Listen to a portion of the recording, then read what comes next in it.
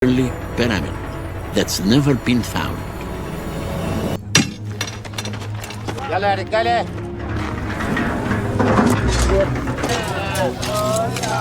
Lived in his dream.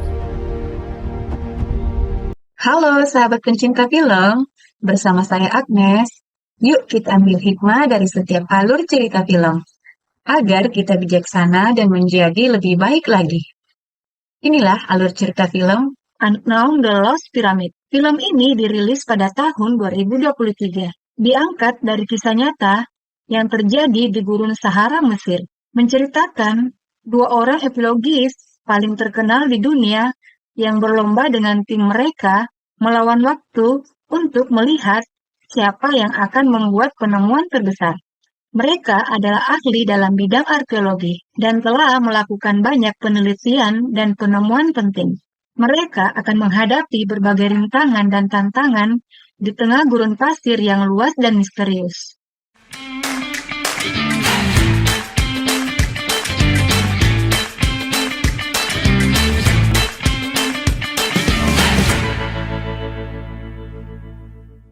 Lima ribu tahun yang lalu, Firaun Raja Mesir membangun kota mati di tepi Gurun Sahara, tapi telah tertimbun pasir selama ribuan tahun.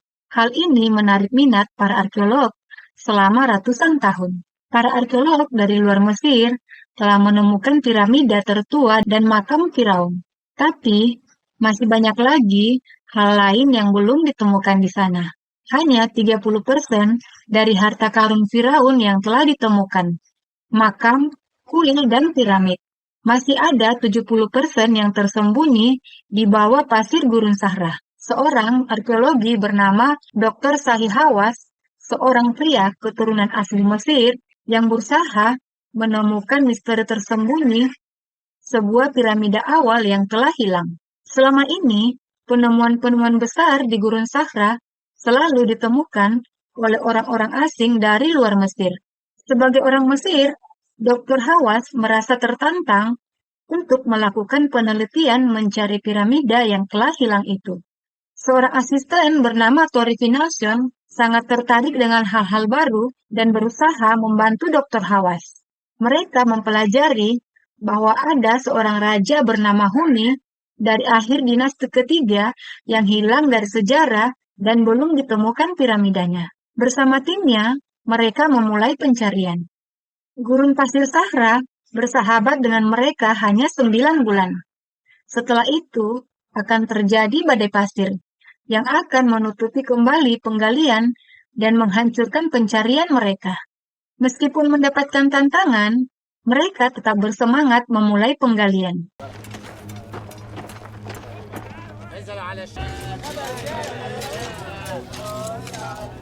Bukan hanya Dr. Hawass yang melakukan penggalian di area tersebut, sekitar 1 kilometer di situs bernama Bobasteum, mantan murid Dr. Hawass juga melakukan penggalian. Dia bernama Dr. Mustafa. Dia seorang arkeolog yang telah sukses menemukan situs-situs bersejarah baru, dan dia sangat yakin akan mengalahkan Dr. Hawass. Dr. Mustafa memiliki seorang direktur penggalian bernama Dr. Muhammad, seorang yang sangat ahli dan berpengalaman.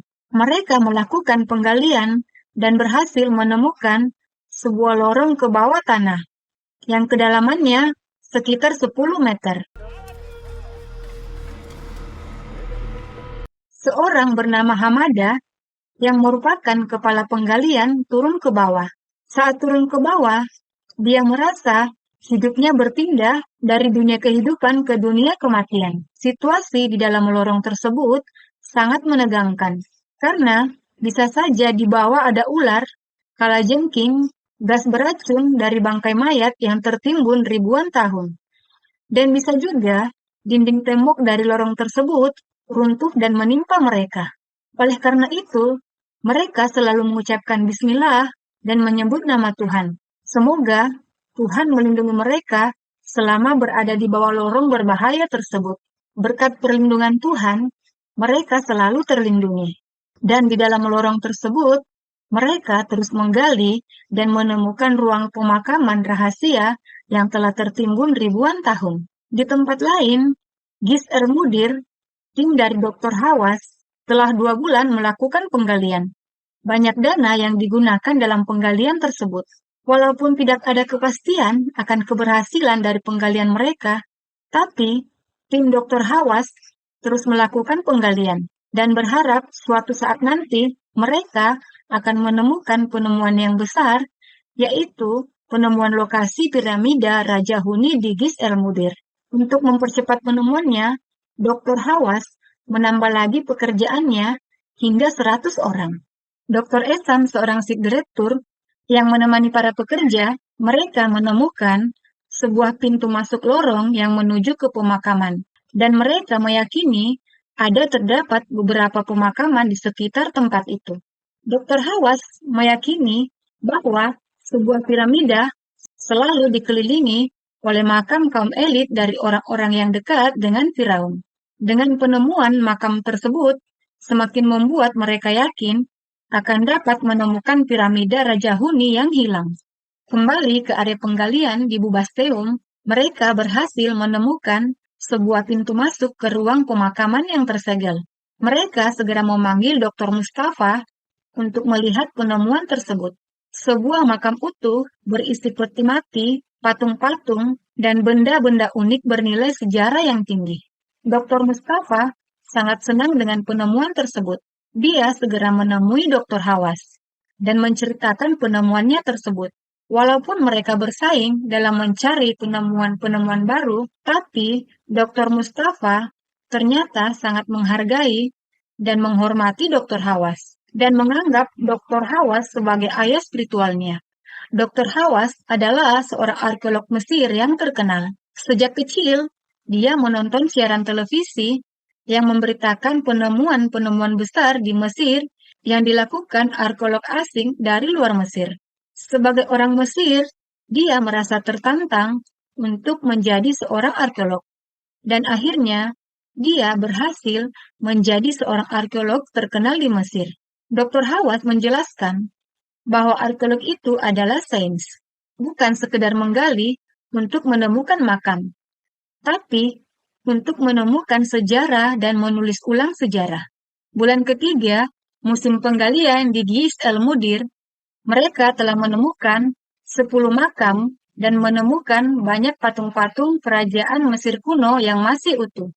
Dari patung-patung yang ditemukan, dapat diketahui bahwa orang-orang yang telah dimakamkan di area tersebut bukanlah orang-orang biasa, tapi merupakan pejabat istana.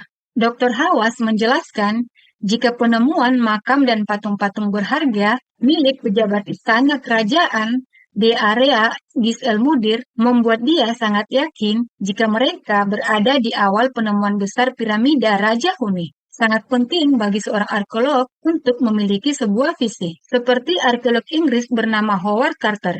Pada tahun 1922 memulai penggaliannya untuk menemukan makam raja-raja Mesir. Dan karena visinya yang kuat, dia terus menggali. Dan setelah 4 tahun pencariannya, dia akhirnya berhasil menemukan makam Raja Tut.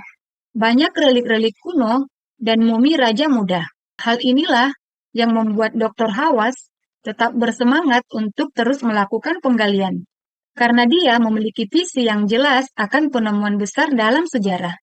Kita kembali ke area Bubasteum di bulan ketiga penggalian. Mereka telah menemukan makam yang berasal dari tahun 600 sebelum Masehi. Patung-patung yang berada di sekitaran makam sangat rapuh, sehingga mereka menanganinya dengan sangat hati-hati. Mereka menggunakan bahan kimia khusus agar setiap artefak yang ada tidak rusak jika disentuh. Di sekitaran makam juga terdapat cangkir kecil. Menurut kepercayaan orang Mesir kuno, hal itu dilakukan untuk memberi makan roh di alam baka.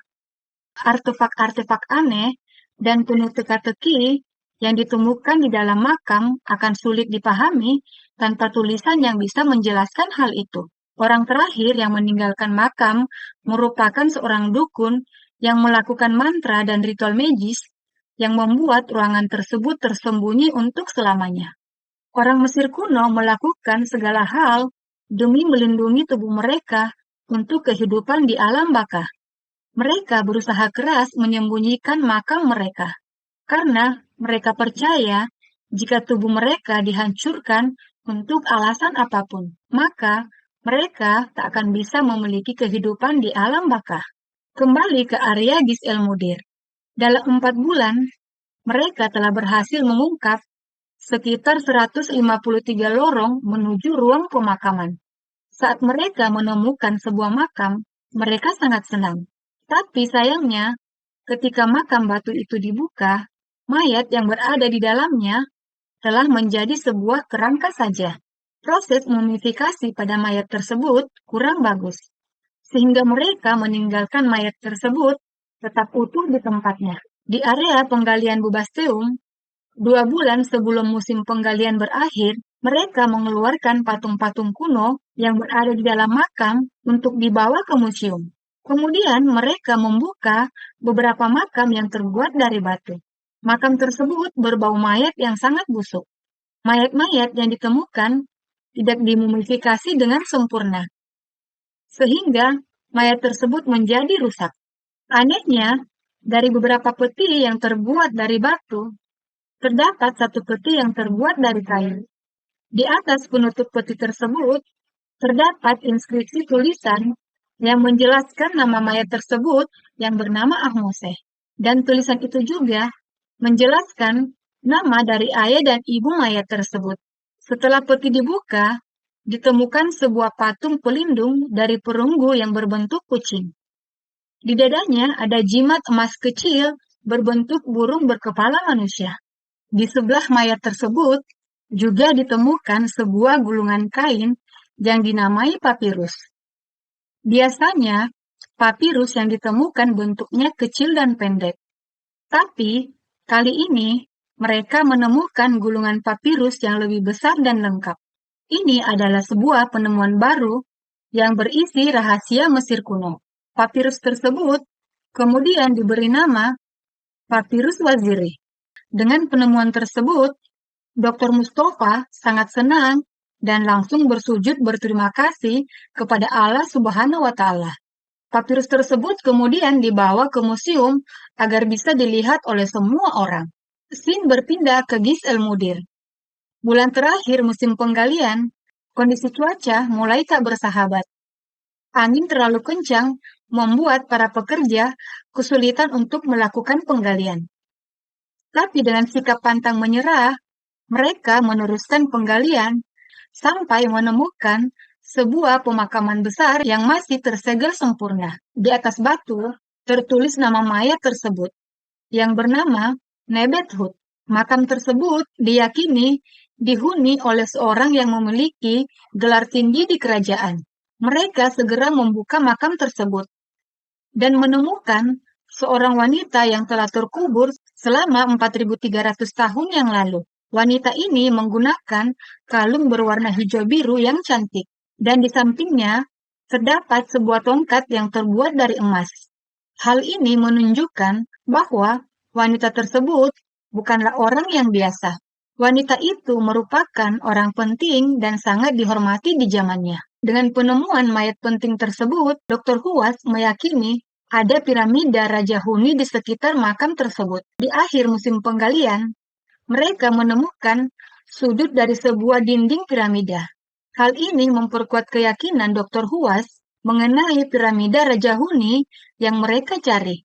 Mereka telah menemukan awal dari penemuan piramida baru milik Raja Huni.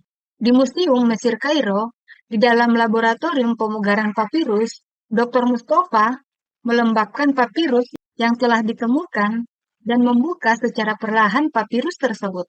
Papirus tersebut merupakan papirus terpanjang yang berhasil ditemukan. Papirus tersebut berisi kata-kata dari Dewa Osiris. Papirus ini merupakan kitab kematian panjangnya 9 meter, berisi 113 bab yang menjelaskan tentang kematian. Penemuan besar tersebut kemudian disebarkan oleh para wartawan di seluruh dunia. Dr. Mustafa berhasil menemukan penemuan besar tersebut di sisi lain. Dr. Huas masih terus melanjutkan penggaliannya dan berusaha mencari jalan masuk ke struktur besar dari piramida Raja Huni yang memiliki panjang 100 meter. Ini merupakan struktur terbesar dari sebuah piramida yang ditemukan di Gurun Sahara. Dan akhirnya film pun berakhir. Hikmah dari cerita film ini, Dr. Huas adalah seorang arkeolog yang pantang menyerah. Walaupun belum menemukan secara lengkap struktur dari piramida Raja Huni, tapi dia terus bertekad meneruskan pencarian. Semangat dan pantang menyerah dari Dr. Huas ini patut kita contoh. Dr. Mustafa, seorang arkeolog hebat yang berhasil melakukan penemuan hebat berupa papirus terpanjang. Walaupun terkenal sebagai arkeolog yang sukses, Dr. Mustafa tidak sombong. Dia tetap rendah hati menghargai dan menghormati Dr. Huas sebagai ayah spiritualnya. Apapun keberhasilan yang telah kita capai, tetaplah rendah hati dan menghargai orang lain. Oke sahabat, itulah hikmah dari cerita film ini.